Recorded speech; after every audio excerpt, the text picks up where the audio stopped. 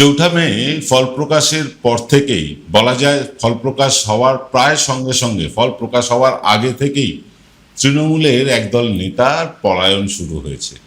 পলায়ন করে তারা এখনো পর্যন্ত অন্য কোনো দলে যেতে পারেননি, কারণ বিজেপি তাদের দরজাটা বন্ধ করে রেখেছে। তারা পরিষ্কার বলেছে যে অন্য দল থেকে আসা, একদম স্পেসিফিক্যালি তৃণমূল থেকে আসা কোনো লোককে তারা গ্রহণ করবেন না। কিন্তু তৃণমূলের অন্দরে বিদ্রোহ দেখা দিয়েছে। আইপ্যাককে নিয়ে বিদ্রোহ, অভিষেক ব্যানার্জিকে নিয়ে বিদ্রোহ, এরকম নানা বিদ্রোহ দেখা দিয়েছে। এবং শুধু তাই না, বিভিন্ন স্থানীয় নেতাদেরকে নিয়ে বিদ্রোহ, বিভিন্ন বিদ্রোহের কথা কিন্তু বিভিন্ন সংবাদ মাধ্যমে, সমাজ মাধ্যমে ভেসে আসছে। কিন্তু হঠাৎ এইরকমভাবে চুরচুর করে কি ভেঙে পড়লো তৃণমূল কংগ্রেস? গত পরশু দিনের যে তৃণমূলের অ্যাজিটেশন ছিল হকার উচ্ছেদ নিয়ে, সেটা দেখে কিন্তু সেটা মনে হয়নি আমাদের। তৃণমূল কিন্তু ধীরে ধীরে শক্তি সঞ্চয় করছে এবং তারা অপেক্ষা করছে এই বর্তমান সরকার কি কি ফাউল করে তার উপরে। বর্তমান সরকার শহরকে সাজাতে, এবং শহর না, সারা পশ্চিমবঙ্গকে সাজাতে বিভিন্ন জায়গায় কিন্তু হকার উচ্ছেদ, বুলডোজার চালানো শুরু করেছে। এবং একেবারেই বেআইনিভাবে কাউকে নোটিশ না দিয়ে কারোর বাড়ি ভাঙতে চলে যাওয়া, এই কাজটাও কিন্তু সরকার শুরু করেছে। এবং এর বিরুদ্ধে সরকারি কর্মচারীরাও যাতে প্রতিবাদ না করতে পারে, তার জন্য কিন্তু সরকার ইতিমধ্যেই ব্যবস্থা করেছে।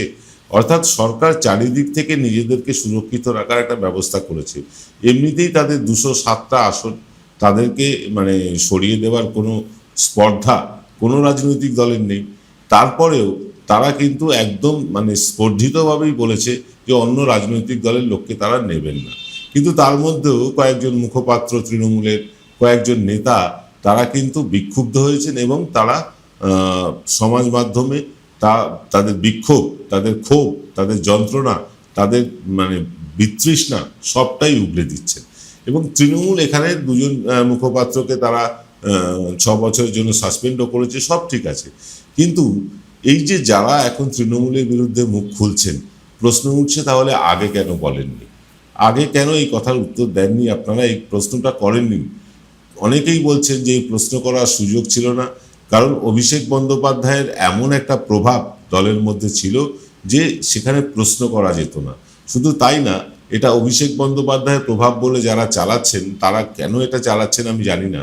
তবে একটা জিনিস পরিষ্কার বলি আপনাদেরকে, যে অভিষেক বন্দ্যোপাধ্যায়ের নাম করে আইপ্যাকও কিন্তু তাদের অনেক স্বার্থসিদ্ধি করেছে। বহু লোকের কাছ থেকে টাকা পয়সা তুলেছে এবং বহু লোকের টাকা পয়সা মেরে দিয়ে তারা চলে গেছে। দায়িত্ব নিয়ে বলছি, আইপ্যাকের যদি কেউ থাকেন, শুনে থাকেন, আমাদের বিরুদ্ধে আইনি মামলা করবেন, আমরা সেটার প্রমাণ দেব। এবার ঘটনা হচ্ছে যে আইপ্যাকের ছেলে মেয়েরা যেভাবে কাজ করত, যারা ফিল্ডে কাজ করতেন তাদের কথা বলছি, তারা গিয়ে যেখানে যারা প্রার্থী হয়েছেন বা সম্ভাব্য প্রার্থী যারা ছিলেন প্রার্থী ঘোষণার আগে, তাদের সাথে তাদের দহরম মহরম ছিল, ওঠা বসা, খানা পিনা, এটা সেটা লেনদেন হতো। এবং শোনা যাচ্ছে যে 4 কোটি 5 কোটি টাকাতেও এক একটা টিকিট তারা বিক্রি করেছেন, তারা রেকমেন্ড করেছেন। তারা ধরুন একটা বিধানসভায় 4 জন প্রার্থী দাবিদার, চারজন তৃণমূলের হয়ে দাঁড়াতে চান। এবার যে বেশি টাকা দেবে আইপ্যাক তার নামই রেকমেন্ড করেছে। অভিষেক বন্দ্যোপাধ্যায় সেই ব্যক্তিকে হয়তো চেনেনি না, মমতা বন্দ্যোপাধ্যায় হয়তো চেনেনি না, কিন্তু তাদের ওই অন্ধ আইপ্যাক বিশ্বাসের ফলে তারা আইপ্যাককে মানে 100% বিশ্বাস করেছিল। ফলে আইপ্যাক যা বলেছে তারা তাই করেছে। তারা মানে তাদের যে সাংগঠনিক স্তর, সেখান থেকে খবর নেননি, আইপ্যাকের খবরের ওপর বিশ্বাস করেছেন। এবং এই বিশ্বাস করার ফলে আইপ্যাক কিন্তু দেদার টাকা লুট করেছে মমতা ব্যানার্জি, অভিষেক ব্যানার্জির নাম করে। হ্যাঁ, কথায় কথায় তারা অভিষেক ব্যানার্জির নাম করে ধমক দিত। একটা জেলা প্রেসিডেন্ট বা একটা ব্লক প্রেসিডেন্ট, তার কোনো ক্ষমতাই ছিল না যে তিনি কাকে তার সংগঠনে রাখবেন। সেটাও ঠিক করে দিত আইপ্যাকই। আইপ্যাক ঠিক করে দিত সংগঠনে কারা থাকবে। ফলে এই যে সংগঠনটা ভেতর থেকে কিন্তু নড়বড়ে হয়ে গিয়েছিল, কারণ যারা যোগ্য সংগঠক, যারা দীর্ঘদিনের দলের কর্মী, তারা সুযোগ পাননি। সুযোগ পেয়েছে কারা? হঠাৎ কিছু গজিয়ে ওঠা নেতা। 2011-র পরে তৃণমূল করতে আসা এরকম বহু নেতা, তারা গজিয়ে উঠলো এবং তারাই সর্বেসর্বা। তারা ওই অভিষেক ব্যানার্জির ছবি ছাপিয়ে, কেউ মমতা ব্যানার্জির ছবি ছাপিয়ে ব্যানার লাগালো, সমাজে প্রভাব বিস্তার করলো। এবং শুধু প্রভাব বিস্তার করবো না, রীতিমতো গুন্ডামি তোলাবাজিটাও করলো। সামনে অভিষেক ব্যানার্জি, মমতা বন্দ্যোপাধ্যায়ের ছবি রেখে। এবং আমি আপনাদের দায়িত্ব নিয়ে বলতে পারি, এই খবরগুলো মানে আইপ্যাক জানা সত্ত্বেও তারা কিন্তু অভিষেক ব্যানার্জির কাছে পৌঁছে দেয়নি। তারা এই তোলাটা তুলতে দিয়েছে এবং তুলতে দিয়ে সেখানের ভাগের অংশও তারা নিয়েছে। এই যে বলা হচ্ছে না তৃণমূলে এত দুর্নীতি এত কিছু, আসলে দুর্নীতিটা কিন্তু তৃণমূলে যতটা ছিল তার থেকেও হয়তো বেশি ছিল আইপ্যাকের মধ্যে। আইপ্যাকের যে ছেলেমেয়েরা রাস্তাঘাটে বা এই ধরুন ব্লকে ব্লকে ঘুরে কাজ করতো, আমরা যখন সমীক্ষা করতে গেছি আমরা এরকম বহু লোকের সাথে দেখা হয়েছে, কথা বলেছি, তারা বলছেন যে আইপ্যাকের লোক রীতিমতো ছড়ি ঘোরাচ্ছে, ধমকাচ্ছে। একজন 60 বছর বয়সী নেতাকে আইপ্যাকের 24-25 বছরের ছেলেমেয়েরা তারা হিন্দিতে বলছে আপ ज़्यादा পলিটিক্স समझते हो, অর্থাৎ আপনি কি পলিটিক্সটা বেশি বোঝেন? একটা 60 বছরের অভিজ্ঞ রাজনীতিবিদকে একটা 24-25 বছরের ছেলে বলছেন এ কথা। এরকমও হয়েছে যে বিজেপির কড়া হিন্দুত্বের বিপরীতে তৃণমূলের মধ্যে যে সফট হিন্দুত্ব, এইটা কিন্তু আইপ্যাকই ঢুকিয়ে দিয়েছে। কড়া হিন্দুত্বের বদলে কিন্তু জগন্নাথ মন্দির হতে পারে না। হিন্দুত্বের বদলে হিন্দুত্ব হলে মানুষ তো তাহলে কড়া হিন্দুত্বকেই বেছে নেবে, যেটা নরম হিন্দুত্ব সেটাকেই পরিত্যাগ করবে, এবং সেটাই হয়েছে। শুধু মানে এই কারণেই যে তৃণমূলের নেতারা দল ছাড়ছেন বা দলের প্রতি বিষোদাগার করছেন তা নয়। আমি আপনাদেরকে বলছি, যারাই দলের প্রতি বিষোদাগার করছেন তারা মানে একদল তো আছেন বিজেপির দিকে পা বাড়িয়ে, তারা একদম পাঁচিলে উঠে বসে আছেন, যে কোনো সময় জাম্প করবে। আর আরেক দল লোক যারা মুখ বুঝে সব সহ্য করেছেন এতদিন, তারা এবার মুখ খুলতে শুরু করেছেন। আর খুলবে না বা কেন, খুলবে নাই বা কেন? আজকে দীর্ঘদিন তারা দল করে এসছে, দীর্ঘদিন 98 সাল থেকে বা তারও আগে থেকে কংগ্রেস থেকে শুরু করে আজকে তৃণমূল পর্যন্ত যারা দল করছেন, তারা যারা বঞ্চিত, তারা কি চিরকাল বঞ্চিত হয়ে থাকবে? যদি মমতা বন্দ্যোপাধ্যায়, অভিষেক বন্দ্যোপাধ্যায় গ্রাসরুটের খবরটা আইপ্যাকের মাধ্যমে না নিয়ে তারা যদি নিজের জেলা প্রেসিডেন্টগুলোকেও কাজে লাগাতেন, যে জেলা প্রেসিডেন্টদের কাছ থেকে 4টে নাম চাওয়া হলো, 4 জনের ইন্টারভিউ নেওয়া হলো, তার মধ্যে সেরা লোককে বেছে নেওয়া হলো, এরকমও যদি করতেন, তাহলেও কিন্তু দলের এই ক্ষোভ বিক্ষোভ হয়তো দল হারত। কারণ অনেক কিছু ফ্যাক্টর ছিল, অ্যান্টি ইনকম্বিনেন্সি ছিল, কেন্দ্রীয় বাহিনী ছিল, ইভিএম ছিল, জ্ঞানেশ কুমার ছিলেন, মনোজ আগরওয়াল ছিলেন, তো এইসব কারণে হয়তো তৃণমূল হারতই। কিন্তু এই 80টা আসন পাওয়ার মতন জায়গায় তারা ছিল না। তৃণমূল কংগ্রেসের নেতা নেত্রীরা দাবি করছেন না যে তারা 100 আসনে অন্তত এই তারা চুরি করে নাকি ভোট জিতেছে বিজেপি। এটা তৃণমূল কংগ্রেসের দাবি, আমরা বলছি না। আমি বলছি যে 100 আসন না হলেও আরও অন্তত 50 আসন তৃণমূলের পাওয়া উচিত ছিল, এবং তারা পেতেনও। আমরা যারা সমীক্ষা করেছি, আমি এখনো দায়িত্ব নিয়ে বলছি যে এনকে ডিজিটালের সমীক্ষা কিন্তু ভুল ছিল না, ভুল নয়। হয়তো তৃণমূল 230 বলেছিলাম, 230 পেত না, 200 পেত, 210 পেত, কিন্তু পেত। এই পুরোটাই গন্ডগোল হয়ে গিয়েছে, পুরোটাই কিন্তু ওলটপালট হয়ে গিয়েছে 2-3টে কারণে। এক, তৃণমূলের প্রার্থী চয়ন ঠিক হয়নি। তারা যেখানে যাকে খুশি প্রার্থী করেছে, এমন প্রার্থী হয়েছে যিনি হয়তো সোশ্যাল মিডিয়া সেন্সেশনাল ব্যক্তি, তার রাজনৈতিক অভিজ্ঞতা কম, তিনি কোনোদিন পোস্টারটাও মারেননি, বুথেও বসেননি, এমন লোকও প্রার্থী হয়ে গিয়েছে। আবার এমন লোক প্রার্থী হয়েছে যিনি হয়তো 2011 পরে এসছেন দলে, এরকমও লোকও প্রার্থী হয়ে গিয়েছে। স্বাভাবিকভাবেই দলের অন্দরে ক্ষোভ বিক্ষোভ তো ছিলই, এবং এই দলের অন্দরে ক্ষোভ বিক্ষোভের কথা আইপ্যাক পৌঁছে দেয়নি তৃণমূল কংগ্রেসকে। তারা তৃণমূল কংগ্রেসের কাছ থেকে 300 না 400 কোটি টাকা নিয়েছে, এবং এই টাকাটা নিয়েও তারা কিন্তু সঠিক খবরটা। Padmalaya Group, where moments are made permanent, one of the most premium and trusted real estate company of Kolkata, carrying legacies since 1982. Quality, honesty, trust. Padmalaya Group.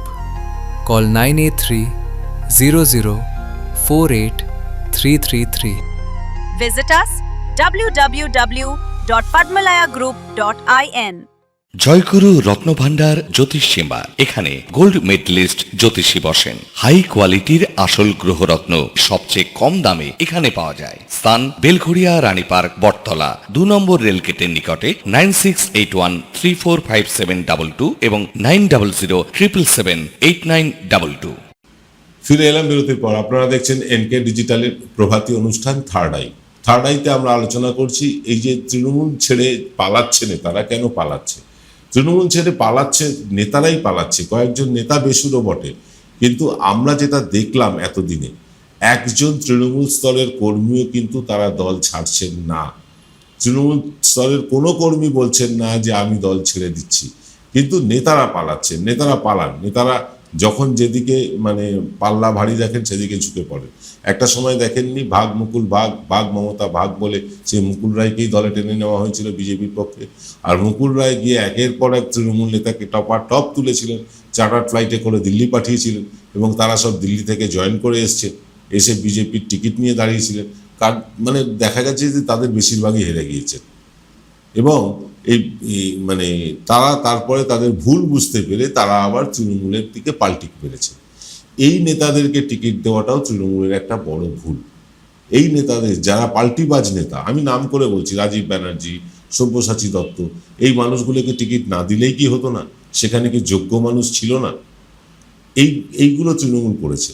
তৃণমূলের প্রার্থী চয়নে কিন্তু সত্যিই অনেক বড় ভুল হয়ে গিয়েছে। আমি দায়িত্ব নিয়ে বলতে পারি আপনাদেরকে, অন্তত ৭০ জন ৭৫ জন প্রার্থী এমন করা হয়েছে যাদেরকে টিকিট না দিলে তৃণমূল এই ৭০-৭৫টা আসন জিততে পারত। প্রার্থীদের জন্য, কারণ নির্বাচনে প্রার্থী একটা বড় ফ্যাক্টর। দল যেমন ফ্যাক্টর, দলের প্রতীক যেমন ফ্যাক্টর, দলের নেতৃত্ব যেমন ফ্যাক্টর, তেমনি মানুষ ভোট দিতে যাওয়ার আগে এটা দেখেন যে প্রার্থীটা কেমন। প্রার্থী মানে তার আচার আচরণ, তার ব্যবহার, তার সব কিছু দেখে কিন্তু মানুষ ভোট দেন। এই প্রার্থী চয়নে ভুল হয়ে গিয়েছে। তৃণমূল ধরেই নিয়েছিল কলা গাছকে দাঁড় করালে কলা গাছও জিতে যাবে। দেখলেন না কি হলো? এই ওভার কনফিডেন্ট তারা হয়েছিল এই আইপ্যাকের কথায়। আইপ্যাক তাদেরকে বুঝিয়েছিল যে একে এখানে প্রার্থী করো তাহলে জিতে যাবে, ওকে ওখানে প্রার্থী করো তাহলে জিতে যাবে। এরকম একটা তৃণমূলের মধ্যে বাতাবরণ সৃষ্টি করে দিয়েছিল আইপ্যাক, যে তৃণমূলের সমস্ত একেবারে বুথ স্তরের নেতা থেকে শুরু করে রাজ্য স্তরের নেতা পর্যন্ত এই আইপ্যাকের নামে থরথর কাঁপত। কারণ আইপ্যাক সবসময়ই তারা একটাই ধমকি দেখাতো, খবর কিন্তু ক্যামাক স্ট্রিটে পৌঁছে যাবে। আপনি যদি আমাদের কথা না মেনে চলেন, আমাদের কথা না শোনেন, তাহলে কিন্তু এবি অফিসে খবর যাবে। এই এবি অফিসে খবর যাবে, এইটা কিন্তু কেউ ভেরিফাই করেনি অভিষেক ব্যানার্জির কাছে। অভিষেক ব্যানার্জিকে ফোনে তারা যোগাযোগ করতে পারেননি বা গিয়েও প্রশ্ন করেননি যে সত্যিই কি আপনি এরকম কোনো নির্দেশ দিয়েছেন।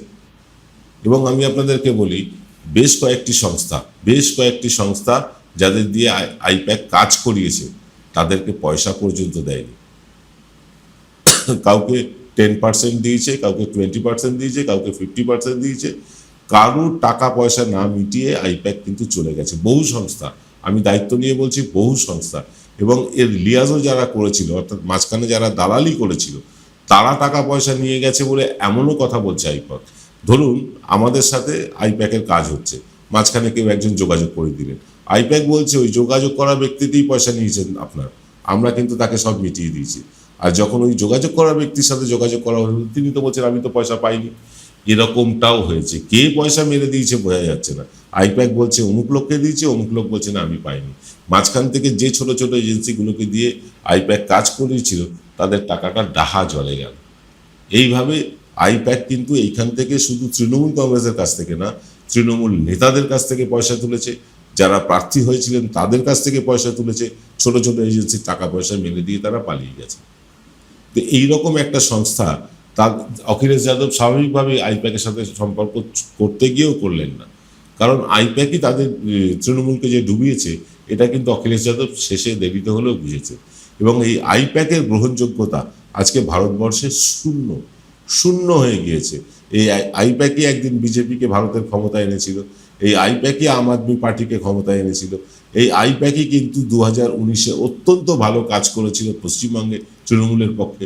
সেই আইপ্যাকই কিন্তু তারা যখন দিনের পর দিন একচ্ছত্র ক্ষমতার অধিকারী হয়ে গেল এবং তারা প্রত্যেককে যখন ভয় দেখাতে শুরু করলো, এবি অফিসে সব জানিয়ে দেব, এই শব্দ বন্ধ দিয়ে তারা মানুষকে যখন মানে তৃণমূল কর্মীদের নেতাদের যখন ভয় দেখাতে শুরু করলো, তখন থেকেই কিন্তু পতনের সূচনা হলো।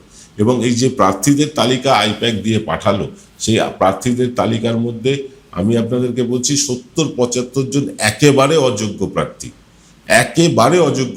তাদেরকে পর্যন্ত আইপ্যাক টিকিট পাইয়ে দিল। শোনা যাচ্ছে কোথাও 3 কোটি টাকা নিয়েছে, কোথাও 5 কোটি টাকা নিয়েছে, কোথাও 6 কোটি টাকা পর্যন্ত তারা প্রার্থী পিছু তুলেছে। অথচ এই খবর তৃণমূলের কাছে নেই। যদি এই খবর তৃণমূলের কাছে না থাকে, বলবো চরম ব্যর্থতা। আর যদি খবর পেয়েও তৃণমূল ব্যবস্থা না করে, এই যে যাদের কাছ থেকে টাকা তোলা হয়েছে তাদেরকেই টিকিট দিয়ে থাকে, তাহলে বলবো যে এই যে শিক্ষাটা, এই শিক্ষাটা তৃণমূলকে দিয়ে মানুষ বেশ করেছে। তবে আমি যতদূর খবর নিয়ে দেখেছি, আইপ্যাকের যে তথ্য, সেই তথ্য ভেরিফাই করার মতন অভিষেক ব্যানার্জির কাছে কোনো টুলস ছিল না। কোনো রকম অন্য কোনো সংস্থাকে দিয়ে তারা যাচাই করেনি যে আইপ্যাক যেটা বলছে সেটা ঠিক না ভুল। আইপ্যাকের কথাকে ধ্রুব সত্য মনে করে তৃণমূলের কিন্তু ভরাডুবি হয়েছে। কোনো এজেন্সি, তারা তো ব্যবসা করতে এসছে, তাদের কাছে আবেগ নেই, তাদের কাছে টাকাটাই শেষ কথা। তারা টাকার জন্য সব কিছু করেছে, কিন্তু যারা আবেগ দিয়ে তৃণমূলটা করেছে, যারা দীর্ঘদিন সিপিএমের আমলে অত্যাচারিত হয়েছে, মার খেয়েছে, রক্ত ঝরেছে, বাড়ি থেকে তাদের ছেড়ে থাকতে হয়েছে, তাদের বাড়ির কেউ না কেউ খুন হয়েছে, এরকম বহু অসংখ্য মানুষ আছে, তারা কিন্তু বঞ্চিতই রয়ে গেল এই আইপ্যাক আসার পর থেকে। একদল নতুন নেতার সৃষ্টি হলো, যারা ওই অভিষেক ব্যানার্জির ছবিকে সামনে রেখে তারা তাদের বাজার করে বেড়ালো, তোলা তুললো, লোককে ধমকালো, চমকালো। স্বাভাবিকভাবে মানুষের মনে একটা বিরূপ প্রতিক্রিয়া হলো। কিন্তু এই যে বিরূপ প্রতিক্রিয়া হচ্ছে, এইটা তৃণমূল কংগ্রেস খবরই নিল না কাউকে দিয়ে। তারা অন্য কোনো এজেন্সিকে লাগাতে পারতো কাজে, যে আইপ্যাক যেটা বলছে সেটা সত্যি কিনা দেখো, তারা সেটা করলো না। তৃণমূলের ভরাডুবির আরও একটা কারণ হচ্ছে তৃণমূলের সোশ্যাল মিডিয়া। সোশ্যাল মিডিয়াকে তৃণমূল কখনোই গুরুত্ব দেয়নি, ইদানিং দিচ্ছে, কিন্তু আগে কখনো গুরুত্ব দেয়নি। এমন কিছু লোকজন সোশ্যাল মিডিয়ায় যারা আলো করে বসেছিলেন, তারা কোনো কমেরই না। আজকে বিজেপিকে দেখুন, বিজেপি গত 1 বছর আগে থেকে, 1.5 বছর আগে থেকে তারা কিন্তু সোশ্যাল মিডিয়া নিয়ে অ্যাক্টিভ। এবং আপনাদেরকে বলছি, বেশ কিছু Facebook page, Twitter handle, YouTube চ্যানেলকে তারা নিয়মিত পয়সা জোগাতো, যাতে বিজেপি হয়ে ন্যারেটিভ তৈরি করা যায়। এবং ধীরে ধীরে ধীরে ধীরে এই যে ধর্মীয় মেরুকরণের কথা বলা হচ্ছে না, হিন্দু মুসলমান ভাগ, ধীরে ধীরে ধীরে ধীরে তারা হিন্দুত্বটাকে এমন একটা জায়গায় নিয়ে গেল, সাধারণ মানুষও বিশ্বাস করতে শুরু করলো সত্যি মুসলমানেরা খারাপ লোক। কিন্তু তৃণমূলের তরফ থেকে কোনো ইউটিউব চ্যানেলকে বা কোনো সোশ্যাল মিডিয়া প্ল্যাটফর্মকে ব্যবহারই করা হলো না এই ন্যারেটিভটাকে ভাঙার জন্য। মমতা বন্দ্যোপাধ্যায় মনে করলেন বিজেপি হিন্দুত্ব করছে, আমি তো জগন্নাথ মন্দির করেছি, আমি তো দুর্গা কার্নিভাল করি।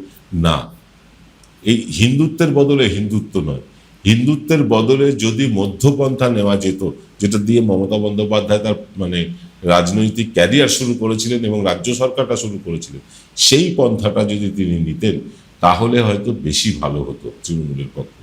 আজকের অনুষ্ঠান আর দীর্ঘায়িত করব না, সকলকে শুভেচ্ছা জানিয়ে, সকলকে একটা বিশেষ বার্তা জানিয়ে অনুষ্ঠানটা শেষ করব। বার্তাটা হচ্ছে যে আমাদের কিন্তু সোশ্যাল মিডিয়ায় ফেসবুক পেজটাও চালু হয়ে গিয়েছে। আমরা ফেসবুক পেজে প্রত্যেকটা গুরুত্বপূর্ণ খবরের আপডেট দিচ্ছি। ওই কে কোথায় মারা গেল, কে কার সাথে পালিয়ে গেল, এইসব খবর আমরা দিচ্ছি না। আমরা কিন্তু যে কটা গুরুত্বপূর্ণ খবর সারাদিনে, প্রত্যেকটা গুরুত্বপূর্ণ খবর আমাদের ফেসবুক পেজে দিচ্ছি। যারা এখনও আমাদের ফেসবুক পেজটা ফলো করেননি, তারা ফেসবুকে গিয়ে এনকে ডিজিটাল ম্যাগাজিন সার্চ করুন। এনকে ডিজিটাল ম্যাগাজিন সার্চ করলেই আপনারা কিন্তু আমাদের পেজটা পেয়ে যাবেন, সেটা ফলো করে রাখুন। প্রত্যেক দিন আমরা কিন্তু একাধিক আপডেট দিচ্ছি, যেগুলো ইম্পর্টেন্ট খবর। আর আপনাদেরকে আর একটা কথা বলে রাখি, যে আমাদের এই যে প্রত্যেক সপ্তাহে আমরা যে অনুষ্ঠানটা করছি কলরব বলে, কলরব হচ্ছে আপনারই কথা। আপনারা আমাদেরকে হোয়াটসঅ্যাপ করে পাঠাচ্ছেন সমস্যার কথা, একদম যেটা সামাজিক সমস্যা, তার উপরে আপনারা আমাদের হোয়াটসঅ্যাপ করছেন। সেই বিষয় নিয়ে আমরা কিন্তু প্রত্যেক শনিবার আলোচনা করছি। আমরা আজ রাত্রেও এই কলরব অনুষ্ঠান আনছি আপনাদেরই পাঠানো সমস্যাগুলো নিয়ে। আপনারা যারা সমাজের বিভিন্ন বিষয় তুলে ধরতে চান আমাদের চ্যানেলের পর্দায়, তারা আমাদেরকে হোয়াটসঅ্যাপ করুন 6289589716 এই নম্বরে। আপনার সমস্যার কথা আমরা বলবো, আমরা জানাবো সরকারকে, আমরা বাধ্য করব সরকারকে যে আপনার সমস্যা যাতে সমাধান হয়। তবে হ্যাঁ, ব্যক্তিগত সমস্যার কথা বলবেন না।